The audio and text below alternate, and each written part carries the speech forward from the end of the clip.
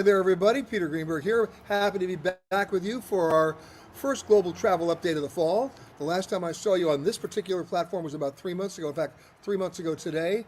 We didn't take the summer off. We've been working all over the world, shooting my shows for PBS and Amazon and Apple TV Plus. We'll talk about that a little bit later, but happy to be back with you.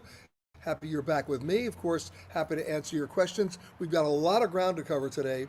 So let's first start with what's really going on around the world. And that is, of course, all the recovery efforts in both Morocco and Libya.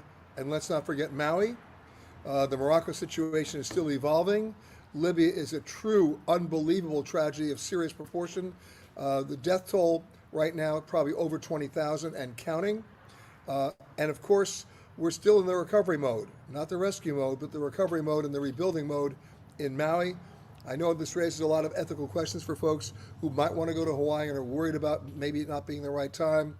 The reality is this. First of all, I want everybody to get out and get a map, take a look at where Hawaii is, not just Maui, but all the islands, and know that this is a state that depends almost entirely for its GDP on travel and tourism. It's an economic driver. It's a job creator. There are people out there who lost everything, and they also lost their jobs because things burned down. They need you help. They need you. They need your help. And it's a question of how you're going to do it, how you're going to do it responsibly. Of course, you can always donate money if you go to our website, petergreenberg.com. We have a comprehensive list of all the bona fide aid and relief organizations with boots on the ground, people helping out as we speak now all over the world, ranging from Doctors Without Borders to Operation USA and so many others. They need your help as well. But if you're thinking of going to Maui or visiting in Marrakesh, there's a way to do it responsibly. You want to talk to the hotels directly before you go to make sure they have the capacity to help you and to house you, simply because in many cases, a lot of hotels in Maui are housing their own employees who lost their homes. But if you can go there, believe it or not, they'll be very happy to see you for all the obvious reasons. And there are many ways, even while you're there, you can also help out. So if you're going to do that, let me know. You can always email me, peter at petergreenberg.com, and let me know your experiences. Some of you may have heard about my operational reliability issues this week with one particular airline. I'm going to get to that in a second. But today is September 21st. So I want to ask you this question. Where were you 10 years ago today? Do you know where you were? No, not September 11th. I'm talking about September 21st, 2013. I know where I was. Show the picture. Now, can you tell me where that was? Well, it wasn't planned, I can tell you that. I had flown in on an overnight flight from Hong Kong to Nairobi, where I was scheduled to give a speech at a big hospitality investment summit. And on the way in from the airport, all hell broke loose. That was Al-Shabaab, the terrorist group that attacked the Westgate shopping mall. And I found myself in the middle of a hail of bullets. We were in the middle of the shootout. The smoke you see behind me is when they started a fire and part of the mall collapsed. It was a terrible day. We're talking, there were only 4 terrorists, but they're using AK-47s and grenades, and it went on for 3 days. More than 70 people killed, more than 175 people injured. The Kenyan security forces had no idea how to handle it. And the little-known story, it was a secret Mossad group from the Israeli embassy in Nairobi that came in to control the situation, killed the terrorists, and ended the siege about 3 days later. By the way, that mall is back up and running. I was just there recently, and things are okay. But that was a very, very crazy day for me, reporting live for CBS on my BlackBerry. Remember those? So I just wanted to share that simply because it's an anniversary today. Now let's talk about some operational reliability. Did you see the story recently about American Airlines being fined $4.1 million for tarmac delays, keeping their passengers on tarmacs for more than 3 hours? There is such a thing called the tarmac delay rule. Here's what it says. If you push back from the gate and you don't come back from the gate within 3 hours and you're leaving people out there on the runway, you're liable to a fine of up to $27,500 per passenger, not per incident. Well, American was charged with doing that on 43 separate flights. Now, let's do the math. A fully loaded 737, if the DOT really wanted to assess the fine and the full financial consequences, that fine alone for that one plane would be in 7 figures. Here's a fine for American that's seven figures, but representing 43 separate incidents. And American didn't pay the 4.3 million or the 4.1 million. They only paid half of that. The other half was in like vouchers and future flight credits, otherwise known as draconian gift cards. So if you want to put this in proper perspective, the amount of money that American Airlines was really fined based on their annual revenues and the number of incidents here was the equivalent of you or me getting a speeding ticket for $1.30. So to airlines like American, that's like the cost of doing business. These things are going to continue. Now I'll tell you about my experiences on United Airlines flight 5219. I flew, let me set it up. I flew from Iceland to Frankfurt, no problem. From Frankfurt to Chicago, no problem. And I was supposed to connect on a United Airlines flight 5219, from Chicago to Grand Rapids, a distance of 136 miles, essentially a 26-minute flight. That took me 7 hours. How did that happen? United kept on delaying, canceling, delaying. They always say there's an app for that. Well, I have a United app, and they were sending me a barrage of texts. Here's some of them. I mean, just like scroll through it slowly. You can see what's going on. First, they say the flight's delayed. Then they say, oh, by the way, the flight is less delayed. Then they say the flight is boarding. Then they say the flight is more delayed. Pretty soon they cancel that flight. They tell me there's another flight that's boarding from another gate in a distant zip code. We race over there. That flight is delayed. Then it's supposed to be boarding. Then it's not delayed. Then it's delayed more. We finally got to Grand Rapids, 7 hours. By the time I got to the hotel, oh, and one more thing, they lost my bags. And here's the interesting story. I carry my Apple AirTags. I know where my bags are. When I got to Chicago, I had to clear U.S. Customs on that flight from Frankfurt. So I retrieved my bags, put them back on the United Airlines belt, and they were... I forgot to tell you where I'm coming from. The street accident capital of the South. No, I'm in Gulfport, Mississippi, right here on the coast. Beautiful location, a 26-mile beautiful beach. We'll talk about that a little bit later. Sorry about that. I had too many things to talk about today. But I had to tell United Airlines before I ever left Chicago where my bags were and that they needed to get them on the flight I was supposedly finally going to get on. And when I told the United agent, the bags are still not here. They're still in another terminal. Here they are. We're leaving in 40 minutes according to your app. You know what she said to me? This is a quote. I'm sorry, sir. I'm just the painter. I don't buy the paint. How she came up with that line is, we still have search and rescue teams trying to figure out the logic of that. My response to her is, no, I buy the paint. Get my bags. Well, they didn't. And by the time they got to Grand Rapids, I was already at the hotel. And you know what happens then? They subcontracted out to a guy named Vern with an old Econoline truck. You'll never see him again, or you'll see him at 4 in the morning. So we went back to the airport and literally knocked on the door until they opened it and showed them our bags and got the bags. In any case, this is what's been going on all summer. It's been going on for the year of 2023. It went on all last year. It's just as bad as it's always been. But wait, they say, it gets worse. Not with United, but with something else that airlines have been doing, and one airline got caught doing it. Qantas, the airline in Australia, got caught, listen to this, by their own government for selling thousands of tickets on flights that did not exist and then not giving passengers refunds. They got caught doing that. And guess what happened? Their chairman resigned. And now they're starting to write refunds. How do they do that? Well, the same reason that a lot of U.S. airlines are basically publishing a schedule that they can't operate. They cannot operate it. And then, of course, those ridiculous connecting times, which we've talked about on this show so many times. So operational reliability is just as bad as it's been all along. And we're not in the high season now. There are no more excuses. There was no weather on my flights last week trying to get to Grand Rapids. I could have hopscotched there faster. So that's my yelling and screaming about that. We'll get to your questions in a second because I got more to talk about today. We talked about junk fees at hotels. Well, we talked about resort fees. Now the hotels are coming up with a different way to get money. They're going to charge you fees if you check in early or you check out late. And these fees go from anywhere from $25 to $150. And we're talking if you do it by a matter of minutes. Here's a little news bulletin. Those fees are negotiable and you can fight them, especially if they don't disclose them when you check in or when you check out.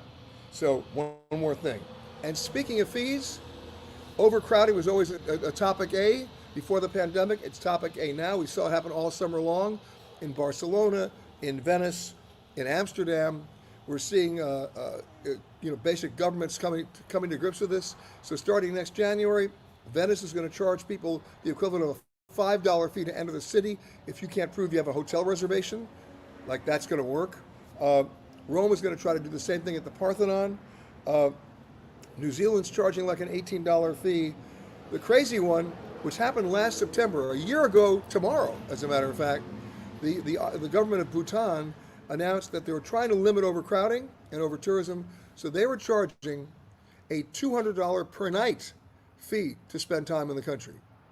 You know what they did last week? They dropped it to $100 a night because nobody showed up. Now, it's a bridge too far. I understand why they're doing it, but there's got to be a better way. If you really, because the other side of that coin is that you're creating a situation where it's an elitist form of travel where only rich people can go. And that's not the democratization of travel all of us want. There's got to be a better way to do it. Okay, last but not least, before I go to a surprise guest. Earlier last week, Delta Airlines fired the latest salvo in what I call an anti-consumer war on their frequent flyers and their cardholders. It was a two-pronged attack, but let's explain what it is. First of all, what's the point of a loyalty program that doesn't reward your loyalty? That's a rhetorical question. It used to be called a frequent flyer program. The more you flew, the more miles you earned, the more status you got. It was based on the number of flights you flew and the miles you flew. Forget that.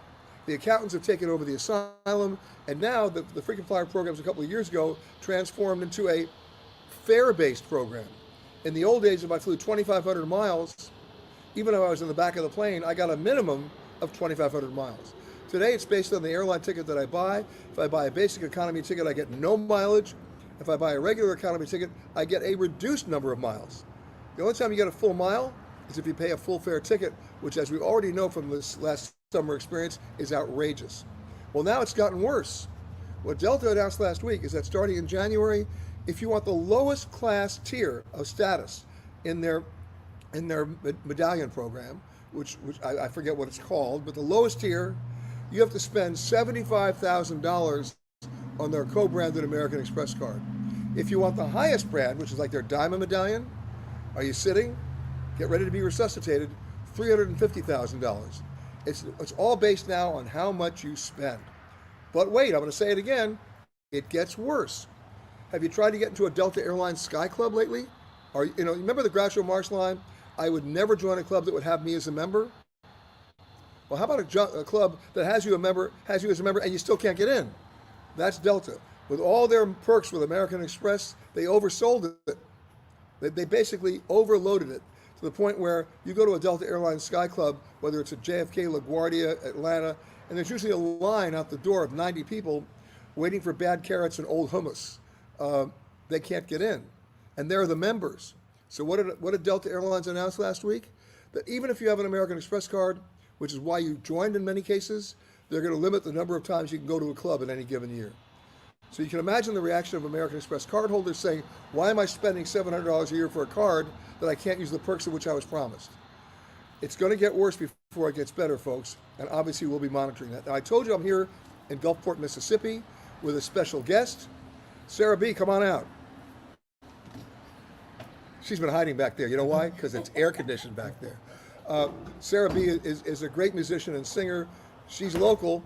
She lives not too far from here on the Louisiana border. By the way, New Orleans is only about an hour from where we are right now in Gulfport. This is her CD. There you go. I'm holding it up.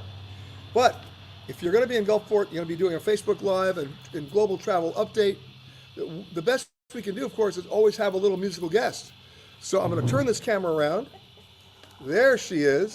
Hey. And what are you going to play for me today? I'm going to do a song called Bayou Baby. Of course. How appropriate, because she's a Bayou Baby. All right, Sarah B. Thank you.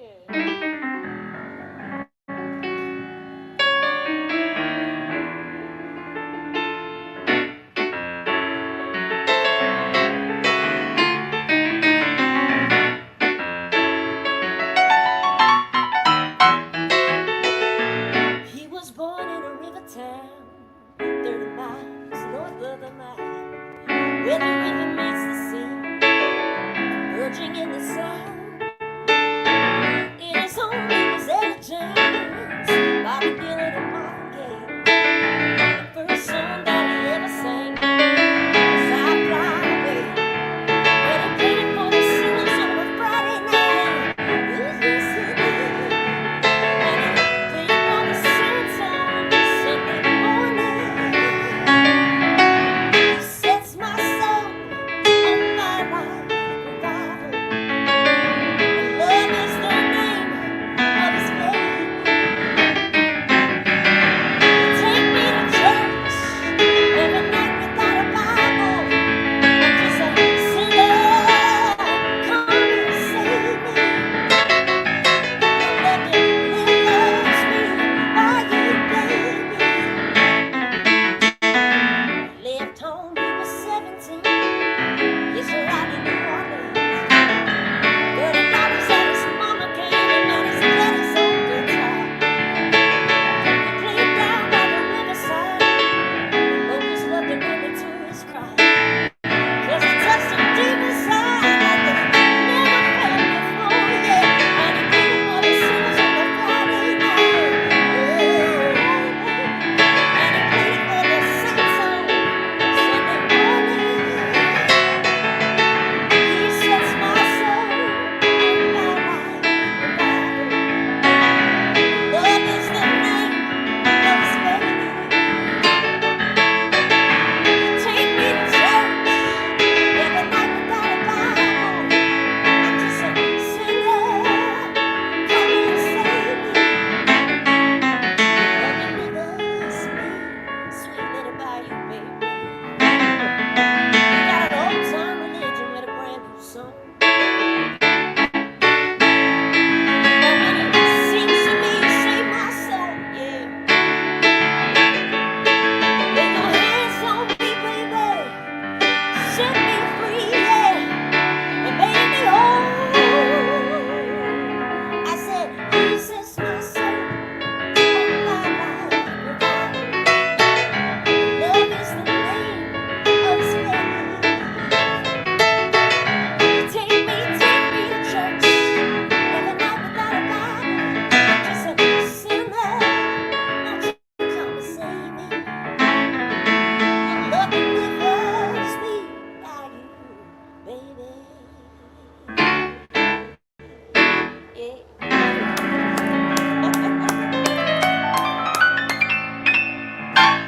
I knew there was a reason why I came to Gulfport. Sarah B. and Bayou Baby. Now, you're from here, I am from here. but not too far away. Not too far. I'm like 30 minutes away. In On- between here and New Orleans. Right on the border. Yeah, right there. Wow. Kiel, Mississippi. But you perform in Gulfport, you perform in Biloxi, and she got up early by her standards today because she didn't get back till like 2:30 in the morning because she was Yeah. performing yesterday Played in in New the quarter Orleans. last night, Yeah. yeah. Well, stick around because you're going to come back a little bit Oh, later. awesome. As I shift the camera back to me and to you because we're going to answer some of your questions right now. Let's go up to the top here and scroll down. We got a lot of them. Robin saying hi from Williamsburg, Virginia. It's been a while. Nice to see you guys. April said, excited to hear from you in Las Vegas today. It's a lovely 72. Okay. Greetings from Jim and Harriet in Richmond. Okay, there it is. They're back. Tim saying, welcome back from Atlanta. You have been missed. Oh, thank you for what you do. You got it. Okay. Sharon says, hope your feet are on the ground now. Well, they're on the ground right now.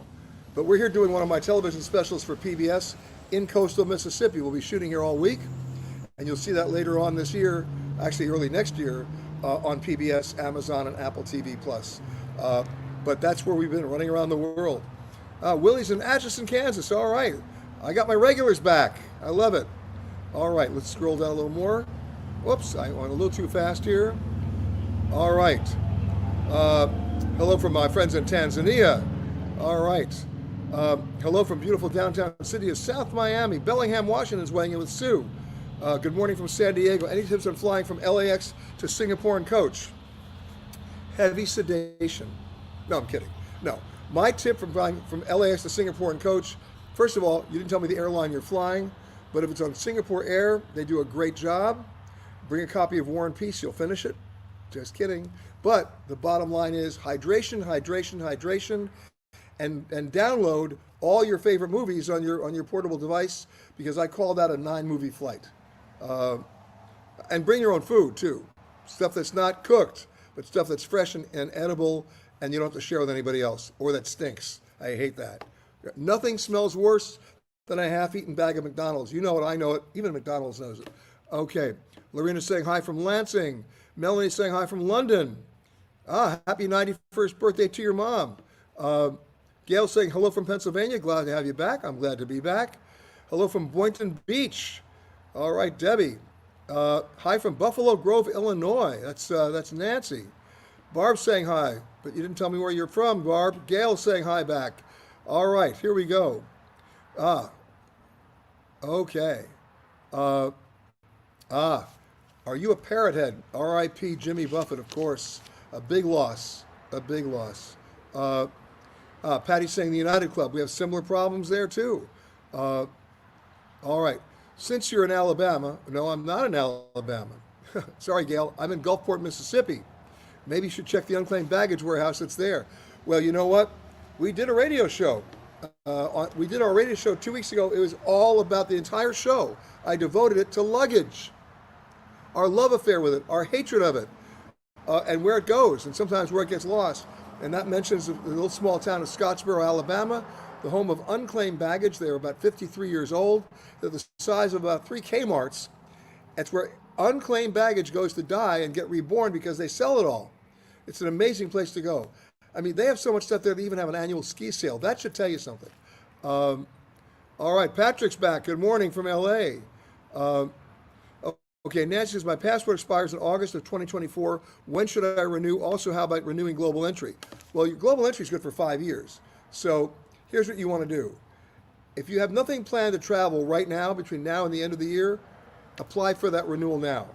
Because if you're trying to get it for next summer, the waits will be 2 to 3 weeks again. No, 2 to 3 months again.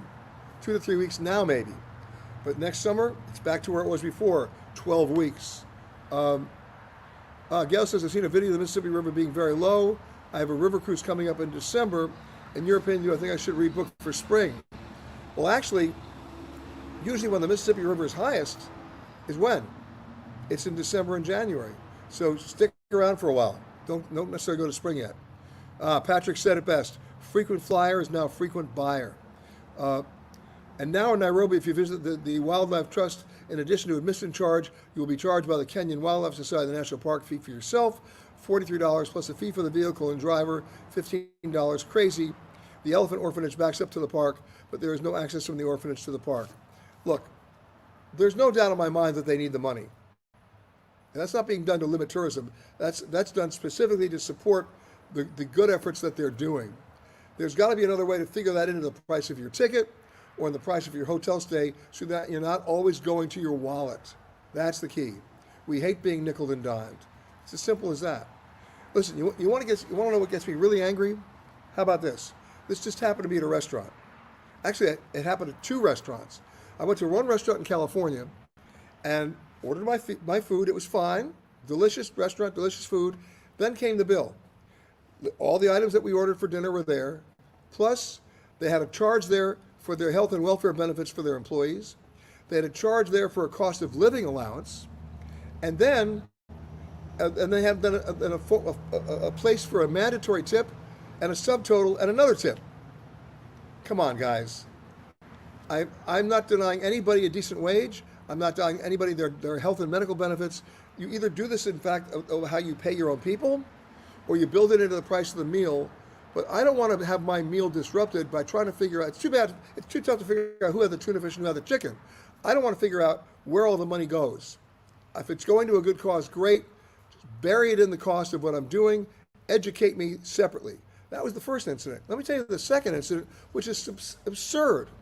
I went to a restaurant that bills itself as, I love these 2 words, fine dining. Like I want to eat in your crappy dining room. Okay, fine dining.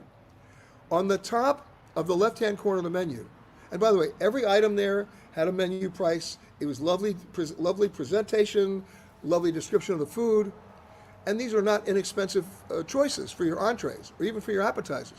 But in the upper left-hand corner of the menu, it said, oh, by the way, we're adding $1.33 to your bill if you have bread. Are you serious? That just devalued the entire meal that I just had. Bury the $1.33 in the salmon or in the wine, but don't tell me you're charging me $1.33 for bread. That's like the airline telling me they're charging me for breathing. Stop it. All right, let's continue on. I just had to say that.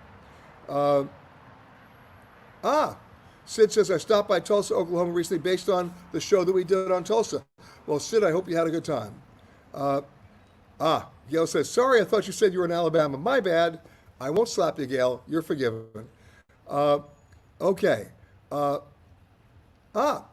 loved the music. Thank you. April saying, what's going on with these fake airline parts? Do we think this is intentional sabotage? No, it's not. We've had counterfeit essential machine parts for airlines for a long time.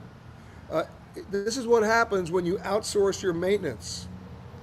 Third parties are selling stuff online or through back doors that are just not up to specs. And where's the FAA oversight on remote MROs, maintenance repair organizations? I can spend the next hour talking about that alone. I won't, but that's another issue we're going to talk about in the coming weeks, okay? Here we go. Okay, hello, Vivian Moore is from Fort Lauderdale. Zach saying, glad to see you back. Okay. Katrina Lemley, hello from Alabama. There's somebody from Alabama. Okay. Brenda Lee says, hello from Stoughton, Wisconsin. We love Stoughton. We also love Sun Prairie. Well, don't get me started, Wisconsin. We love Wisconsin. Cheers from Tucson, from Camilla. Glad to see you back. Joy says, are there any suggestions for keeping your feet and legs from swelling on a long flight? Yeah, no alcohol. No alcohol. And who said you had to eat airline food? Most people eat airline food not because they're hungry, but because they're bored. You're sitting there on a long flight and they throw something on your tray table and you go, well, I guess I'll consume all of this. And you do. Look, bring your own fruit. That'll hydrate you. Your own bottles of water, because the flight attendants are not always coming by every 5 minutes to do that. And if they serve fruit for dessert, eat it. And again, no alcohol. And then get up at least once during the flight when you're not going to be decapitated by the beverage cart, and take a little stroll up and down, get your steps in a little bit. Really, that's what you got to do. Okay. Sharon says, we just got back from Italy, not thrilled with Aer Lingus, will not fly with them again. Sharon, you email me to peter@petergreenberg.com and tell me what happened. All right. Elizabeth says, we are going on a tour to Iceland. We'll have an afternoon free to do as we please in Reykjavik. What would you suggest? Everybody will tell you to go to the Blue Lagoon. All right. Talk about Delta Sky Clubs being overcrowded. The Blue Lagoon is overcrowded. However, if you want to be really cool, you go to another one called the Sky Lagoon. It's more intimate. You'll have the best views ever, and you'll love it. Okay? Check out the Sky Lagoon. Hello from Duluth, Minnesota, where the leaves are turning. Okay. I just got this. Sid says, don't go to the tourist trap, the Blue Lagoon. See? Sid and I are like simpatico here. Okay. Okay, our folks in Kilimanjaro are saying hi in Tanzania. Okay. Tim says, I have a question. How concerned should we be about the cybersecurity in Las Vegas? We all know about the MGM hacking situation last week. It was pretty extensive. I mean, even the room keys didn't work. The slot machine stopped working. That might have been a good thing. Bottom line is, they figured out a way by phishing on human conversations to get people to give up data. Here's the key. We should all be concerned by phone calls we get. Did you see the 60 Minutes piece about AI? How they can duplicate your voice? And how you can call people who won't even know it's not you and say, hey, listen, can you just give me my passport number? Or I left my credit card. Can you read me the account? Don't do it. If somebody calls and asks you that, even if you think it's somebody you know or a loved one or a family member, ask them to tell you your birthday. Ask them to tell the address where you grew up. And if they can't answer that, you're not taking that call. All right. And now it's time to go to the photo of the week. How beautiful is that? How beautiful is that? Our winner is Sue Gullo. She was taken this past in June at where? Bowman Lake in Glacier National Park. We're talking Montana. I love the ripples on the lake from a rock thrown by my nephew. Oh, yes, we have participatory photography here. Look at that. Our national parks are a treasure. They are. By the way, a very good friend of the show, a great photographer named Andy Katz, went and actually took his camera to 65 national parks and he's got a great book coming out in the next couple of weeks. Check it out, called A Walk in the Park. The key to every great photograph, and this photograph is no exception, is you wait for the light. You have to be patient to be a witness to magic. And Sue, you were, and that's why you got Photo of the Week. If you think you've got a Photo of the Week that matters, you want to be included, you know what to do. Just send it to us, peter@petergreenberg.com.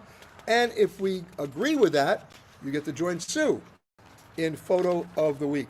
Let's answer some more questions that you sent in. Okay, here's one from Brian. We are sailing on the Norwegian Pride of America in January. Can you recommend the best travel insurance company we should be using? Well, if you're sailing on the Pride of America in January, that means you're going to be in Hawaii. That's their one ship that they use to go to the Hawaiian Islands. You're still within the United States. There's two different kinds of insurance you want, but the one you have to have is what's called medical evacuation or repatriation insurance. Travel Guard offers a great policy. MedJet Assist does. But remember, even the best insurance policies have exclusion clauses. Read the policy language carefully. Under no circumstances do you buy any travel insurance online. You can buy it from a travel agent or a travel advisor. They need to be able to walk through the hieroglyphics of that policy language with you to let you know not only what you're covered for, but what you're not covered for. That's the key. So, and what medical evacuation and repatriation insurance means, for those of you who are new to the show, means if you get sick or injured anywhere in the world, they will first of all get you medically stable to where you are, and then the good policies will then consult with your own personal doctor who knows your medical history better than your own physician, and then after that consultation, if they need to, they will fly a medically equipped jet to return you to the medical facility and doctor of your choice, not their choice. Nobody wants to be in a bad HMO in a third world country. What you need to do is to make sure the policy language reads the way it's supposed to read. Now, there's some age exclusions, there's some obviously pre-existing medical exclusions, and there's some destination exclusions. Check it carefully. Those are just two of the companies that I like. There are others as well, but under no circumstances do you buy it online. You have to understand what you're covered for as well as what you're not covered for. Let me scroll back up here a second. Okay, I'm coming back down. Let's go back to some more questions. Okay. Julie wants to know how long are passport renewals taking now? Well, this summer they were going up to 12 weeks. They're now down to like 8 or 9. That's if you go the traditional route of sending them into the mail. But my recommendation is we're getting into October now. If you got something that's either got to be renewed soon or you're applying for a new passport, do it now. You don't want to come screaming to me in April and May when there's a 3-month wait and you've lost the summer. There's still a backlog, but it's a better backlog now than it's going to be in April, May, and June of 2024. Okay? Okay, another question here. Dave says, we're hoping for an Alaskan cruise for our 50th anniversary in 2024. Wow, happy anniversary. Is it too early to book something? No, but you didn't tell me when in 2024. That's the key. Remember, if you want to do an Alaskan cruise, the season starts around mid-May, ends around mid-September, but the best months are July and August. But again, they're priced accordingly. So email me, peter@petergreenberg.com. Let me know, and we'll give you a much more specific answer. Okay. Patty says, what is wrong with buying insurance directly from Allianz or whichever insurance companies use? Why would going through a third party be better? I just tell you not to buy it online. If you want to go directly to the insurance company, do it. But my same rules apply. You better get somebody on the phone, right? Don't do this online. Get somebody on the phone to walk through you the language of what's in that policy, or you may be buying worthless coverage. It's as simple as that. You want to buy directly from the insurance company? Do it. Here's a little known fact, and nobody knows this, so I'm going to tell you. If you buy insurance through the travel provider, even if it's through Allianz or any other carrier, if something goes wrong and you file a claim, guess who gets paid? Not you. The first check goes to the travel provider because they're the ones who sold you the insurance. And then you got to go chase them. There's a good reason why you want to buy from a third party. If that means Allianz is a third party, great, but not from the travel provider themselves. Okay? Here's one of my favorite topics. We just did this on the whole radio show 2 weeks ago from Megan. Any advice on which luggage brands last? I'll tell you a funny story.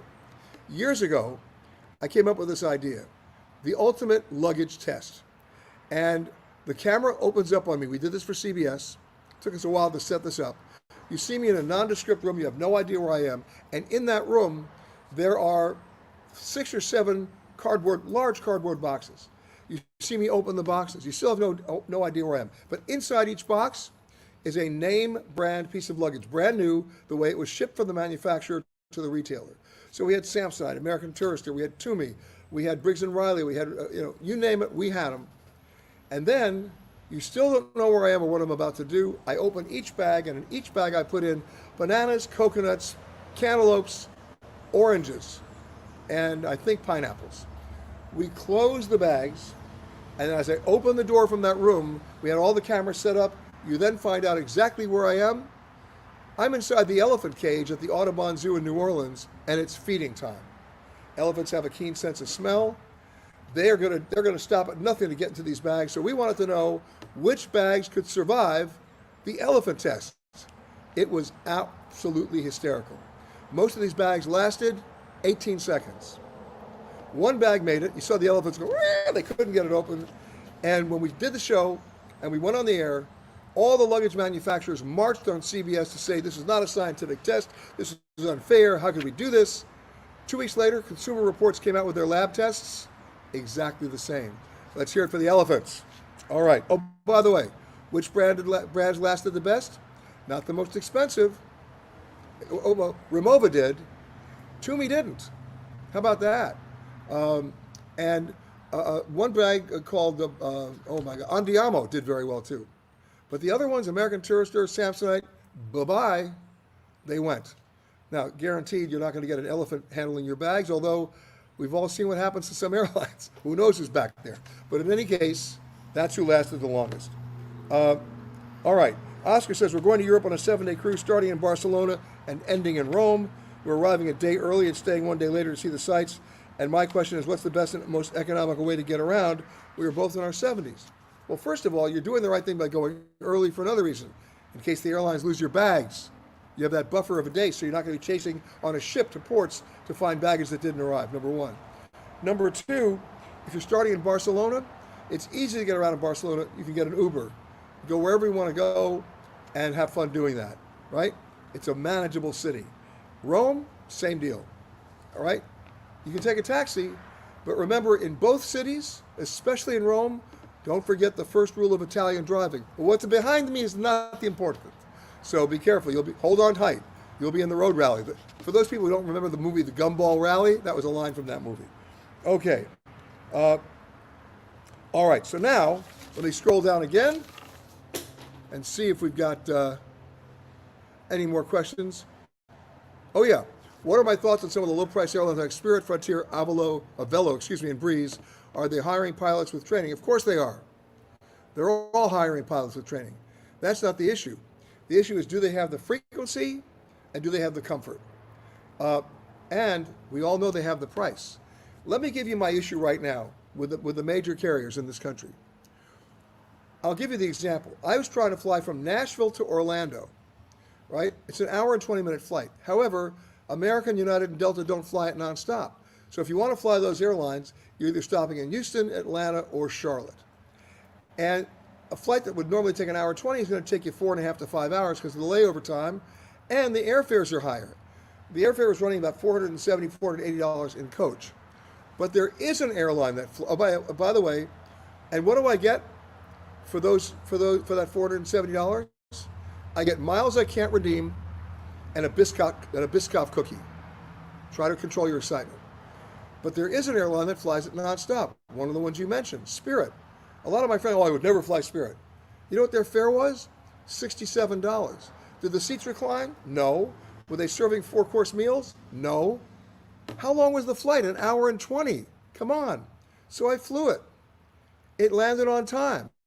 I saved $400. For $400, I could go out and buy 200 cases of Biscoff cookies. So tell me the value proposition in that particular example of flying one of the legacy carriers. By the way, I can apply that example to about 50 to 60 more routes if you have some flexibility in your schedule. Because Spirit doesn't fly it 5 times a day, but that's okay. If you can be adjusting on your schedule, you just save $400. Something to think about. Okay. Okay.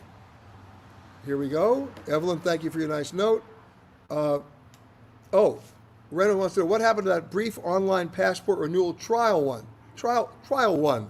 I'm starting to sound like Elmer Fudd.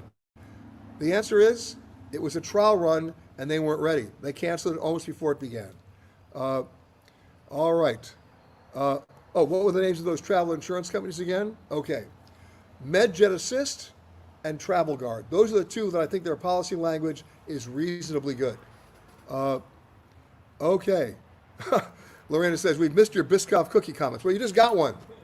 There it is. So, and I love my Biscoff cookies, but I'm not going to spend $470 for mileage and one cookie. That means nothing to me. And that's the bottom line. Remember, folks, we're coming into a situation now where airline fares, I'll give you some good news, okay? Airline fares are starting to come down. Last week, they were 26% lower than they were a month ago. That's not because of seasonality. That usually is the case. It's because people have woken up to the demand curve as it relates to how expensive the airline tickets were in the first place, right? It's ridiculous.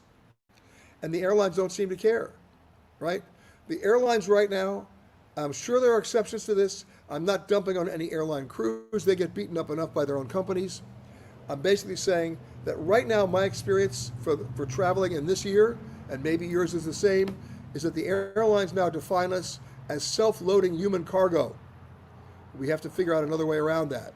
The good news is, though, the airfares are coming down, and they're going to stay down with the exception of, Thanksgiving and a few days that they'll have the Christmas blackout. But other than that, those fares that are coming down will stay down through the end of this year. We saw some airfares 2 or 3 weeks ago that were from Los Angeles to London on a new airline called North Atlantic, $208 each way, and that included taxes and fees. You know what they were? Those same airfares were on other airlines this summer? $2,200. Coach. So things are getting better. But I'm going to give you some more good news right now. I'm going to ask Sarah B to come back. Sarah, where are you? I hear the door opening. We're here in Gulfport, Mississippi, doing our show. We'll be in Gulfport. We'll be in Biloxi. We'll be all over the coastal Gulf here. It's a beautiful day here. The water is gorgeous. This is a 26-mile beach. I'll turn the camera around if you can see. You can barely see it. But that's a 26-mile man-made beach. The longest man-made beach in the world. There's nobody on it today except us. We love it. But now, watch as I turn the camera this way. And there's Sarah B again. Welcome back. Now, before we start, now your parents are from where? So my dad is from Beers, Louisiana. Where's that? Where's that? The boot of Louisiana. Yeah. Very toe. Like that little peninsula, Beers, Louisiana, has literally taken the brunt of most hurricanes and saved New Orleans. And my mom is from the Delta, North Mississippi. And you're local. And so, yeah, I'm here. I kind of got stuck in the middle. My grandparents kind of wound up here, and so. And you've been playing since you're 6 years old? I've been playing, yeah. I say born on Saturday, singing and playing on Sunday. In the church? In the church? Yeah, in the church. I started playing in the church. Okay, so what song are you going to play for me now? I'm going to do a song. Actually, I woke up a couple of weeks ago and was watching the morning show, and I was like, I want to write a morning show song. So it's kind of morning still for me. I'm a night owl, so. Wait, hold on. For most musicians, this time is not even morning yet. It's early morning. It's called Wake Up. Okay. Wake Up with You. Wake up. It's time to rise and shine. Ooh, I'm feeling so fine. Yeah, your love has brought me back to life. It's not the coffee in my cup. Ooh, the love you give when I wake up. Yeah, the joy you bring to me. Make me wanna sing. I wanna wake up in the morning with you. I said, you're the one that makes my day shine a little bit brighter. I wanna get up and spread up with you. And you brought me back to life. You're the sunshine in my life. And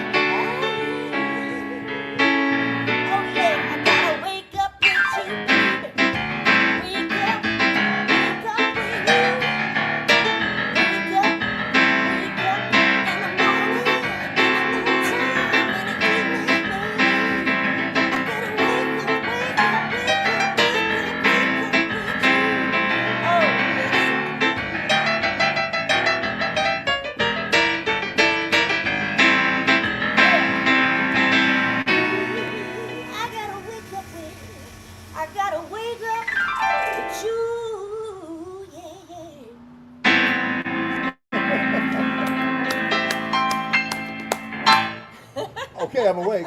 I'm awake. I'm definitely awake.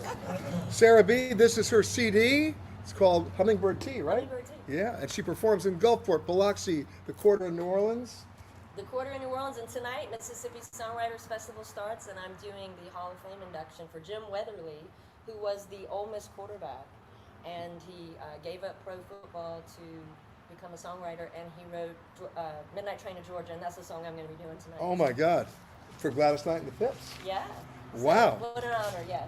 All right, you're busy. I'm busy. I'm going to come back and see you. Thank you to Sarah B. Thank you guys. Thank Yeah, you, you can wave again. There it is. Thank you guys. All right, a few more questions before we say goodbye. Gina wants to know, is the ETIAS entry application expected to be required for Europe in 2024 for U.S. travelers? It is. They're not kicking the can down the road. They're going to do it.